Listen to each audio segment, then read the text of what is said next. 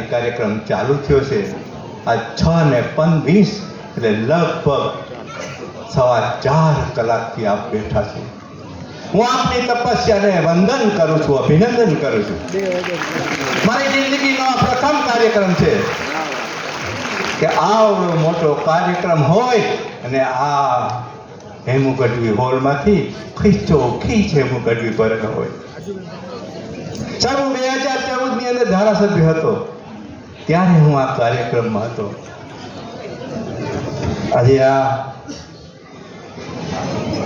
સંસ્થા દ્વારા જે કાર્યક્રમ છે, રાજકોટ શહેર અનુસૂચિત જાતિ કેળવણી મંડળ દ્વારા 13 કાર્યક્રમો પૂરા કરી આજે 14મો કાર્યક્રમ પૂરો થવાની અણી પર છે.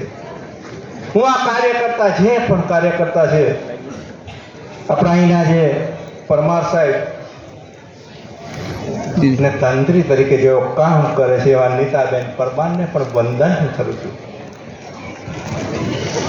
સતત લોકને જાગૃત કરવા માટે, શિક્ષણ કેળવણી માટેનો કાર્યક્રમ એની અંદર ઉપસ્થિત હમણાં જ આપણી વચ્ચેથી વિદાય લઈ રહેલા એમને આપણે આશીર્વચન પણ આપ્યા કે એમની કાલી ગયેલી ભાષાની અંદર સમાજને સંબોધન કર્યું એવા આદરણીય શ્રી પરમ પૂજ્ય 1008 મહામંડલેશ્વર શ્રી ગોરધન બાપુ, હમણાં જ જેમને કાપડિયા સાહેબ પણ સરસ મજાની વાત આપને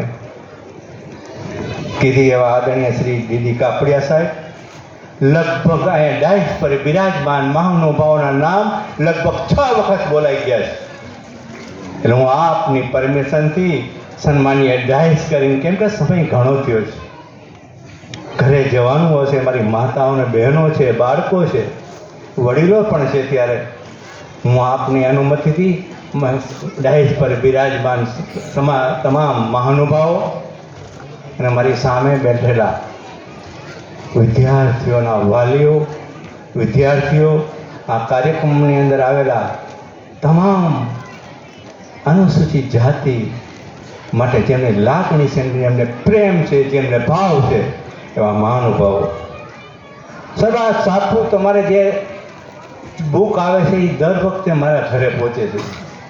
મેં બુકનું એક પાનું વાંચ્યું છે તમારી બુકનું.